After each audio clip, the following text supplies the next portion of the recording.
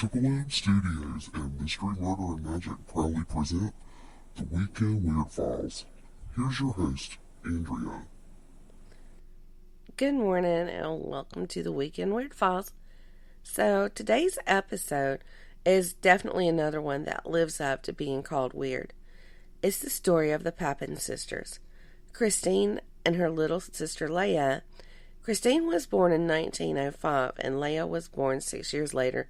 They were both born in LeMans, France, to Clemence and Gustave Papin. When Christine was born, she was given to her aunt and uncle to be raised. I guess her mother felt that she couldn't take care of her, yet she went on to have Leah, and then she gave Leah to her uncle. Leah lived with him until he died. They also had a younger sister, Amelia, and she was born in 1912, but the mother accused their father of raping that youngest one, Amelia, and sent her to live in an orphanage that was ran by nuns. Soon after that, the parents went their separate ways, and the father really didn't have a role in the girls' lives after that separation. In 1918, Amelia entered the convent, and this infuriated their mom because all along her plan had been for the three girls to go to work as maids once they were old enough. And Amelia becoming a nun just threw her plans all out of whack. To add insult to injury, Christine received the calling to become a nun, but their mom, she was absolutely against it and was not going to let it happen, because this would definitely mess up her plans. But why was Clemence so interested in the future careers of her daughters? I mean, really? Well, it was because she planned for every penny that they earned as housekeepers to go into her pocketbook. So to keep Christine from becoming a nun, she pulled her out of the orphanage and placed her in employment. And I suppose she pulled Leah out of the orphanage around that time too, because soon both of the two oldest sisters were working as housekeepers in LeMans. Christine was described as a good hard worker, although she had some moments that she was very disobedient. And Leah was the opposite of Christine, but they preferred to work together when possible. Now, fast forward to 1926, and the two sisters found live-in positions with the Lanceline family. They even had a room that had a balcony that looked out over the streets, and that was pretty much of an unheard of thing for servants' quarters back in those days. Now, Monsieur Lanceline was a retired solicitor, and his wife Leonie and their daughter Genevieve all lived in the home and was around the girls the most. It was the daughter and the mom that was around the Papin sisters the most. In the beginning, they were treated very well, but a few years after the girls went to work for the Lanceline family, Leonie, she developed some depression, and the sisters soon became the targets of her mental illness. And at one point, it was common for Leonie to slam the girl's head into the walls. Well, the girls got tired of this abuse, so they devised a plan. Leonie and Genevieve went out for a day of shopping. When the mother and daughter returned from the shopping, they found the house to be completely dark. Out of nowhere, the sisters brutally attacked them.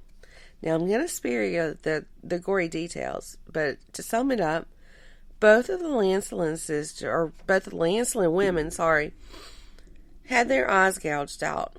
Leonie's eyes were found in the folds of her scarf that was around her neck, and Genevieve's were found underneath her body. Now, that night, after they had went shopping, they were supposed to have met Monsieur Lanceline at a friend's house for dinner, but when they didn't show up, he became worried. So, along with his son-in-law, who was married to an older daughter, they went to look at their home and discovered that the house was bolted from the inside, and that was unusual. So they went to the police, and along with the police, discovered the gruesome fate of his wife and daughter. They didn't see the sisters, and they thought that maybe the same fate had fallen on them. So the police made their way upstairs to the sisters' room. And when they reached that room, the door was locked. No one answered when they knocked, so they called in a locksmith. When the door was finally opened, they found the sisters naked, clinging to each other on the bed. On a chair near them was a hammer that had blood and brain matter on it.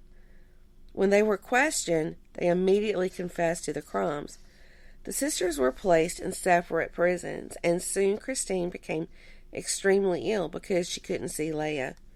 Finally, the prison officials relented and allowed the sisters to see one another. And get this, Christine threw herself at Leah. She was unbuttoning her shirt and saying, "Please say yes." And some say that meant that she was suggesting an incestuous relationship.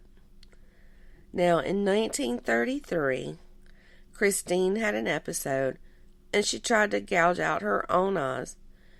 And so she was placed in a straitjacket. But she told a judge that on the day of the murders, she had suffered an episode just like that, causing her to carry out the crimes.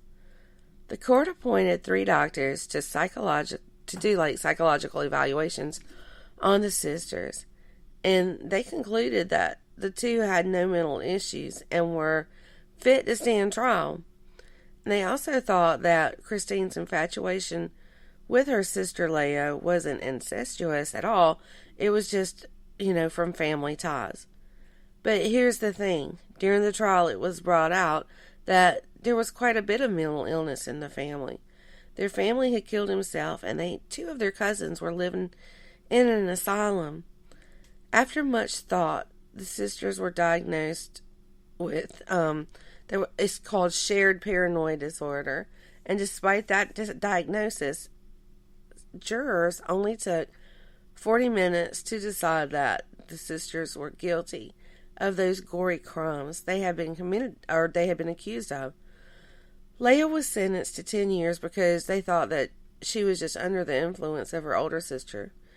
Christine, though, she was she was sentenced to execution by guillotine, but that was later commuted to life in prison.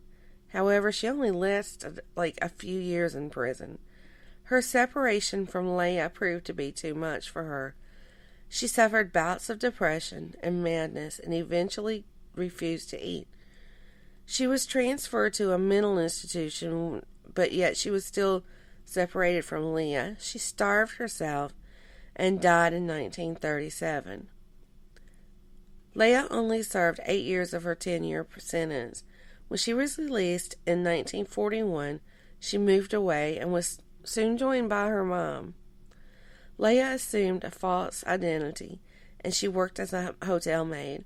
Some accounts say that Leah died in 1982, but there's a French film producer who claims to have found her still alive in the year 2000. She had suffered a stroke, was partially paralyzed, and was unable to speak. This woman passed away in 2001. Now, who knows if Leah really was the lady that died in 1982 or if she died in 2001.